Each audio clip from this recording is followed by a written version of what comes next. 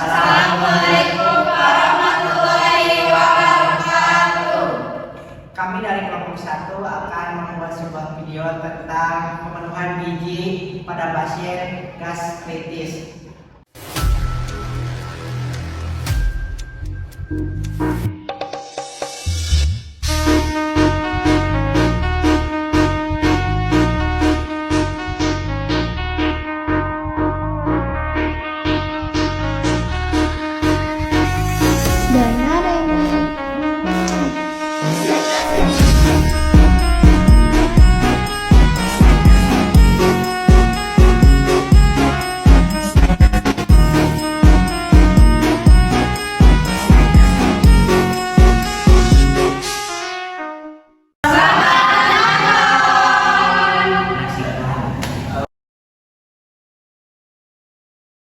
Seorang pasien perempuan berusia 50 tahun dengan tinggi badan 150 cm, berat badan 50 kg, pasien beragama Islam. Pasien merupakan seorang karyawan swasta D3. Pasien beralamat di Kota Bandung. Pasien masuk rumah sakit pada tanggal 23 Maret 2022 dengan diagnosa gastritis akut.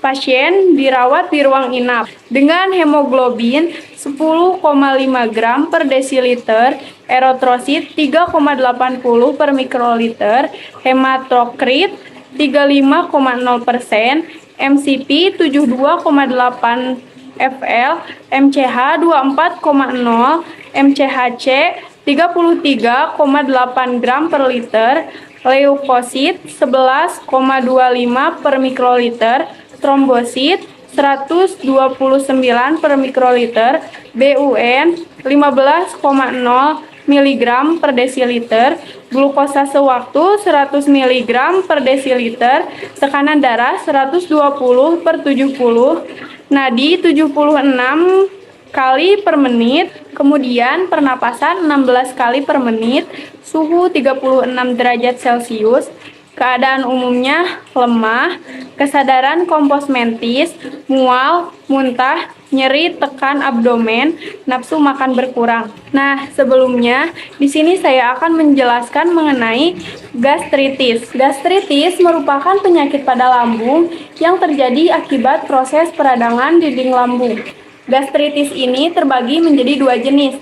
Yang pertama yaitu gastritis akut, yaitu muncul secara mendadak. Yang kedua, gastritis kronis, yaitu berlangsung dalam waktu yang lama.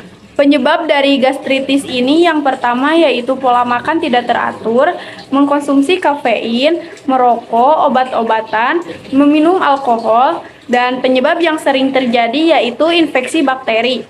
Yang terakhir yaitu stres yang berlebihan.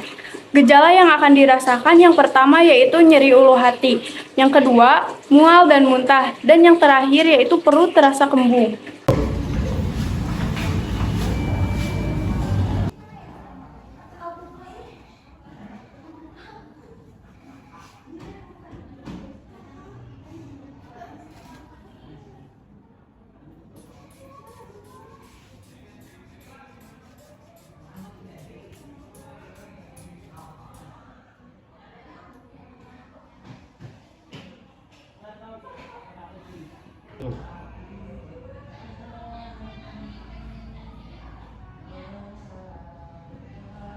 Bu, perkenalkan, saya perawat Siti Aisyah. Di sini saya akan menanyakan keluhannya.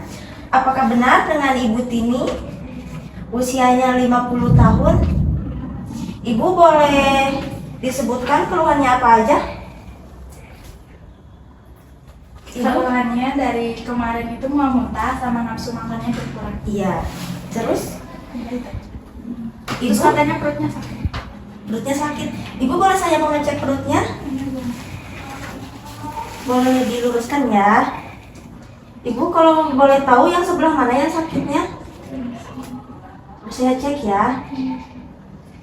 Sakit. Mohon maaf Ibu. Oke. Oh Ibu, terima kasih. Saya akan berkolaborasi dulu sama ahli gizi. Selamat pagi. Terima kasih.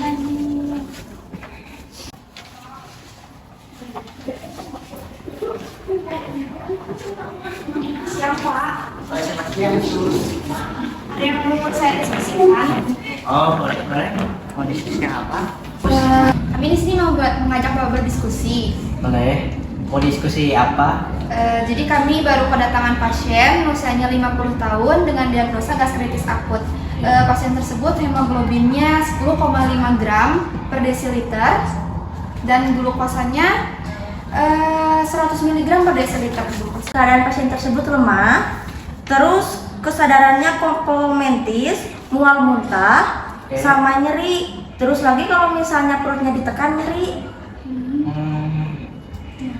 Jadi kami mau konsultasi bagaimana mengenai pemberian gizi dan diet untuk pasien tersebut. Baik, langsung saya jawab aja ya. Berdasarkan dari analisis yang Sus sampaikan kepada saya, mungkin dari hasil analisis saya juga itu dari gejala gastritis. Yang mana gejala ini biasanya ditandai dengan adanya mual, muntah, sakit di ulu hati, sama perut kembung. Nah, itu biasanya terjadi ketika kita ada beberapa faktor, misalnya kita telat makan, maupun kita memakan makanan yang bersifat pedas, maupun kita suka memakan makanan yang memang keras. Nah, jadi saran dari saya seharusnya buat pasiennya sus dan sus yang satu lagi disarankan untuk tidak memakan makanan yang bersifatnya keras. Itu yang pertama. Yang kedua, harus mengurangi makan makanan yang pedas. Biasanya ibu-ibu ataupun perempuan biasanya itu mereka suka memakan makanan yang pedas, terutama ketika mereka muda. Nah, jadi efek dari kebanyakan makanan pedas ini juga akan mengakibatkan mudah terjangkit penyakit seperti ini. Mungkin ibu ini dari mudanya suka memakan makanan pedas. Yang kedua, yang selanjutnya adalah mungkin ada kemungkinan bahwasanya ibu ini kelelahan ataupun memang telat makan, misalnya sibuk dari pekerjaan ataupun kegiatan-kegiatan yang lainnya. Nah, usahakan makannya itu harus rutin.